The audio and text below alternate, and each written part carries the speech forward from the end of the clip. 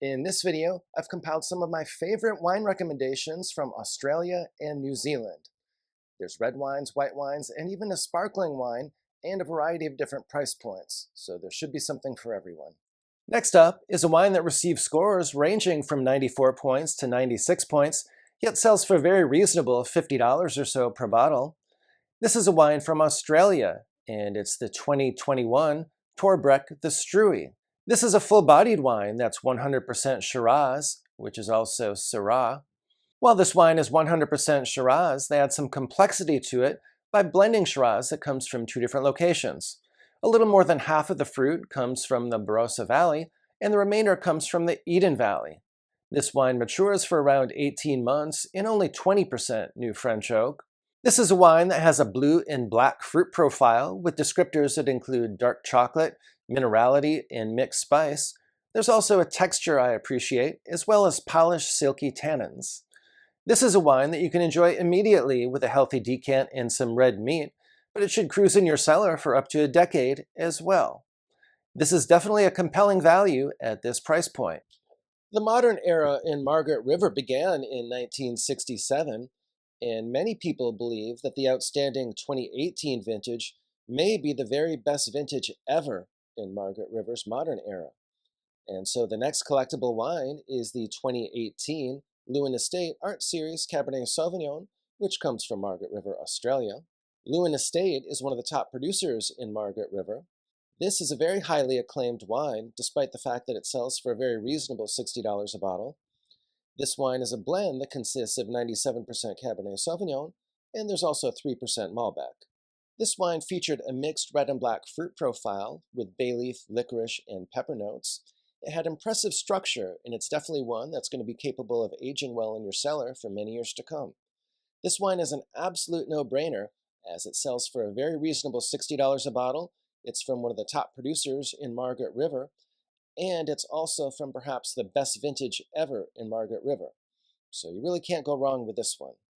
When our wine club gets together and we try to blind taste each other on wines, there's usually some sort of a trick involved. One of our favorite tricks is to slide in a bottle of Kumeu River, and inevitably someone will guess that it's a white Burgundy. The 2022 Kumeu River Coddington Chardonnay, for example, is one that compares very favorably to a number of Premier Crus from Burgundy. The 2022 vintage was excellent in Auckland, New Zealand, and Kumeu River is a top producer that makes Chardonnay in a Burgundian style. Typically, I'm able to distinguish this wine at a blind tasting from Burgundy based on the fact that it has a slightly riper fruit profile with descriptors that would include nectarine and melon. This is a wine you can enjoy immediately, but it will cruise in your cellar for up to a decade or so. You really can't go wrong with any of the wines in this producer's lineup, however, as they do an excellent job at all price points, and they do have a number of other single vineyard wines that I enjoy very much as well. This wine comes in at 13.5% alcohol by volume. The next top wine for $25 a bottle comes from a land down under. I'm talking about the 2020 Penfolds Shiraz Bin 28. Of course, Shiraz is also known as Syrah in other parts of the world, and I'm a big fan of Syrah. This one is a blend of Shiraz or Syrah fruit that comes from a number of different regions in South Australia. Normally, I would not recommend a younger vintage of Penfolds because I find that they use a substantial percentage of new oak, and it can oftentimes take a number of years for that oak to integrate and for the wines to become enjoyable for my personal preferences. However, this particular wine was impressive because they used only 16% new oak, and it matured for only around 12 months in oak. As a result, there's surprising purity of fruit for this wine, and it's one that's already quite impressive. This wine is powerful and concentrated, yet it's very well balanced and it has plush tannins. It's been very well received by critics and received at least 2 94-point scores, and it's an absolute no-brainer at this $25 price point. For those requesting wine recommendations from Australia for producers other than Penfolds and Torbreck, this next wine is for you. Better still, this wine sells for only $26 a bottle. This wine comes from the Margaret River, which is located in southwest Australia. The Margaret River region is surrounded on 3 sides by water, and one of those bodies of water is the Indian Ocean, which is very warm and thus provides warming influences to Margaret River. and this helps to ensure that Cabernet Sauvignon thrives and does quite well in Margaret River. So the next top wine for around $30 a bottle is the 2020 Xanadu Vinework Cabernet Sauvignon, which comes from Margaret River. This is a delightful, fruit-forward Cabernet Sauvignon that also includes 5% of each Cabernet Franc and Petit Verdot. Descriptors for this wine included blackberry, raspberry, bay leaf, herbs, and then a little bit of chocolate as well. It's definitely a wine that emphasizes the fruit, but this fruit was enjoyable because it was not overly sweet. Vasse Felix was established back in 1967 and is one of the founding estates in Margaret River. Vasse Felix has a highly acclaimed Chardonnay called Heytesbury that sells for around $90. But this cellar defender is the Vasse Felix Chardonnay from Margaret River, which sells for only around $45, or half the price of the Heytesbury. The Vasse Felix Chardonnay from 2020 is highly acclaimed and received favorable scores from a number of critics. This is a Chardonnay that's made in a traditional Margaret River style, so it has both power and elegance, as well as some impressive complexity. This Chardonnay has around 13% alcohol by volume, and the fruit comes from a selection of Vasse Felix's premier plots.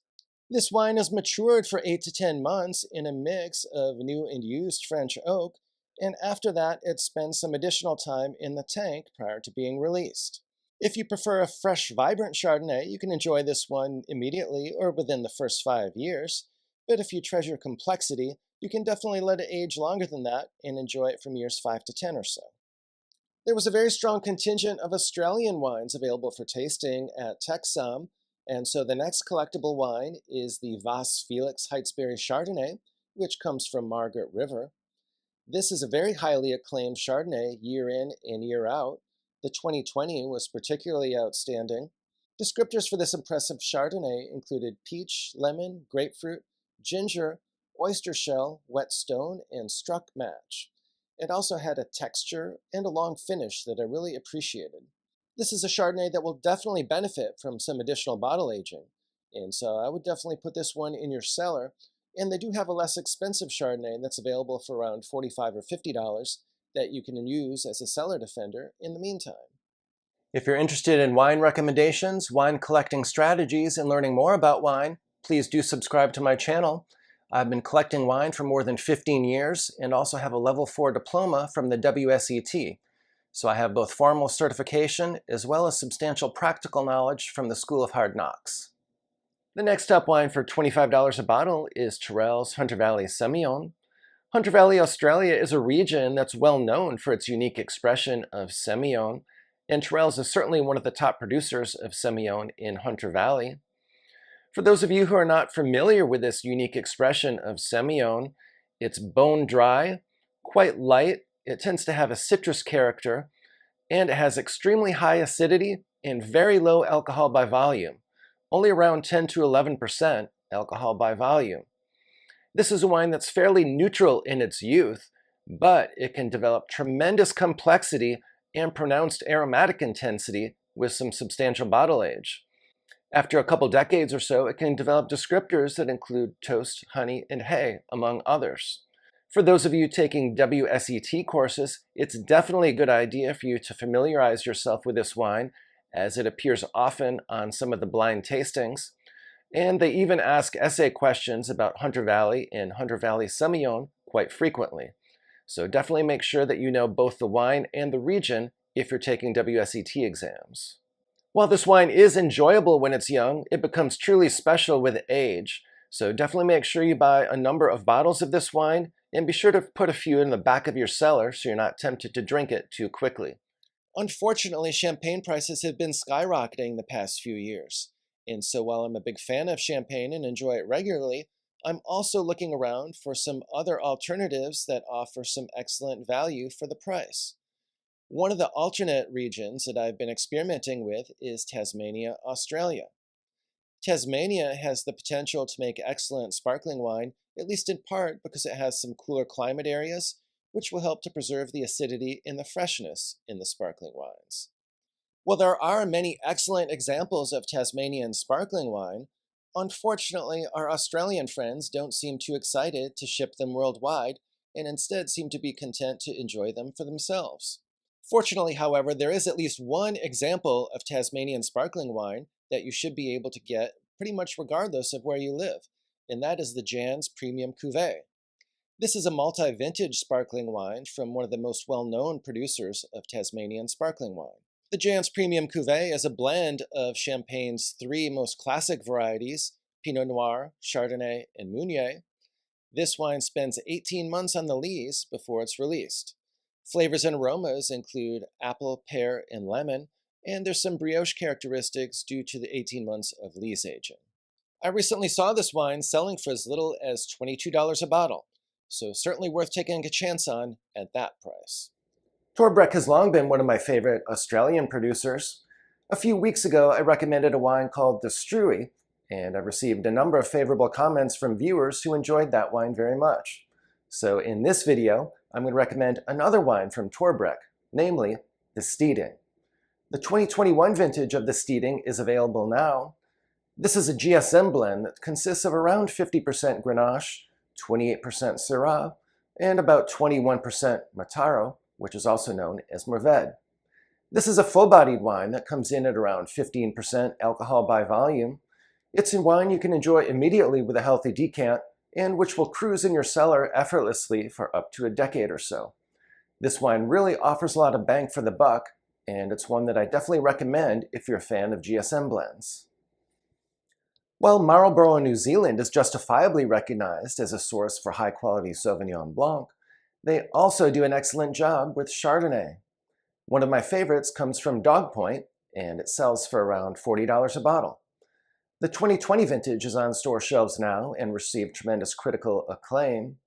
This is a wine that you might mistake for a Merceau in a blind tasting. It has around 13.5% alcohol by volume. They matured this one on the lees for 18 months, which gives it some impressive texture and complexity. This is another wine that you can enjoy either immediately or at any time over the next 10 years. New Zealand is a world-class producer of wines from many different grapes, not just Sauvignon Blanc, but also grapes such as Pinot Gris, Chardonnay, Pinot Noir, and many more. I would have recognized the outstanding Escarpment Pinot Noir, which is from Martinborough.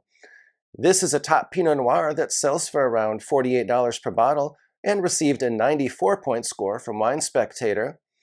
This is a wine that's inspired by Burgundy, yet which still faithfully expresses Martinborough's unique terroir. This wine sells for half the price of an even more highly acclaimed single vineyard Pinot Noir from Escarpment. This is a wine you can enjoy immediately with a decant, but which will also age for up to a decade in your cellar with no problem at all. Wines that receive very high scores relative to their price often tend to do well and appear throughout the Wine Spectator Top 100 list, and yet there's an excellent Australian Shiraz that received 94 points from Wine Spectator and which sells for as little as $32 per bottle, yet this wine did not make the Top 100 list this year, namely the 2021 John Duval Entity Shiraz.